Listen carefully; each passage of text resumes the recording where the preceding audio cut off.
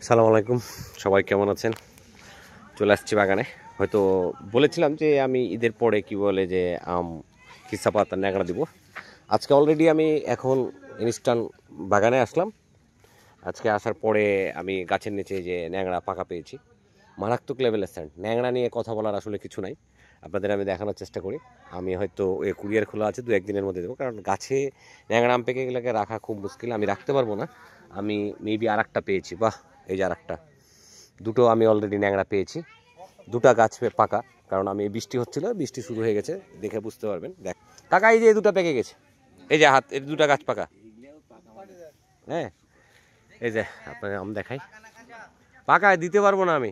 না না, আমি ভিডিওতে আছি, আমি দিতে পারবো না। এটা বাড়িতে যা কাটবো, কেটে আমি আবার ভিডিও করবো। এই যে হবে হবে হবে না কেন, এই যে আপনাদেরকে দেখানোর চেষ্টা করতেছি। হ্যাঁ, গাছের ভিতরে ভিতরে কি অবস্থা দেখেন আমি, ওটা পচা।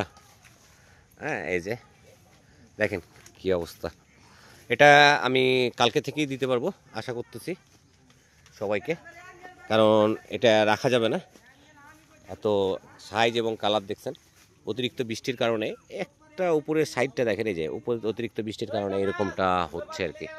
হ্যাঁ, বাট আমের সাইজ এবং কালার নিয়ে কোনো ডাউট নাই।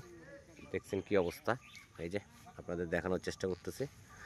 আর কালকে থেকেই আমি ন্যাংরা দেওয়া শুরু করব এবং দিয়ে দিব। আপনারা কালকে থেকে নিতে পারবেন, আশা করতেছি আপনাদেরকে কালকে থেকে দিতে পারবো আমি ইনশাল্লাহ। এই যে গাছ কি পরিমাণ ধরে আছে দেখেন। ঠিক আছে, ভালো থাকেন। কালকে হারভেস্ট করলে, কালকে থেকে যখন শুরু করব তখন আপনাদের দেখানোর চেষ্টা করব। সে পর্যন্ত ভালো থাকবেন।